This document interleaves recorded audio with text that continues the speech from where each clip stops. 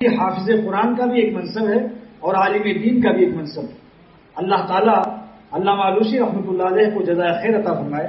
فرماتے ہیں کہ اللہ کا جو وعدہ ہے کہ ہم قرآن کو محفوظ کریں گے اور قرآن کی حفاظت ہمارے ذمے ہے.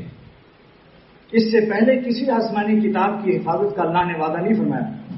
علامہ آلوسی رحمۃ اللہ علیہ اس آیت کی تفسیر میں کہ قرآن ہم نے نازل کیا، ہم اس کی حفاظت کریں گے، اس کی تفسیر میں فرماتے ہیں کہ اللہ تعالیٰ نے ان اللہ لم یحفظ کتب السماویۃ السابقہ من التوراۃ والانجیل والزبور. علامہ آلوسی فرماتے ہیں کہ اللہ تعالیٰ نے قرآن سے پہلے کسی کتاب کی حفاظت کا ذمہ نہیں لیا تھا، اسی لیے وہ کتابیں محرف ہو گئی، اس میں تبدیلیاں ہو گئیں. لیکن تولا حفظ القرآن بنفسہ ہی، اللہ اس کے متولی اور اس کے ذمہ دار ہوئے قرآن کی حفاظت کے. فکان القرآن اولا وآخرا محفوظا، اول سے آخر تک محفوظ ہے. اور فرماتے ہیں فإن الشیخ المحیط، ایک نہایت ہیبتناک شیخ، بہت بڑا پگڑا بندھا ہوا، بڑی سی داڑھی، ہیبتناک.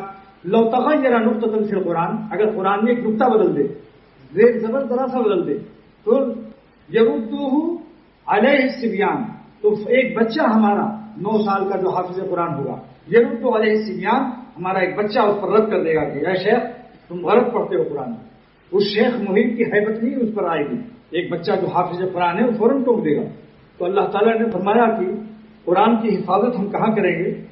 بین القوسین تفسیری جملے جو بڑھاتے ہیں مفسرین، تو وَإِنَّا لَهُ لَحَافِظُونَ کے آگے بڑھا دیا فی قلوب اولیائنا، ہم قرآن کو اپنے اولیاء کے دلوں میں محفوظ کریں گے. تو معلوم ہے جن کے سینوں میں قرآن آ گیا وہ اللہ کے اولیاء ہیں.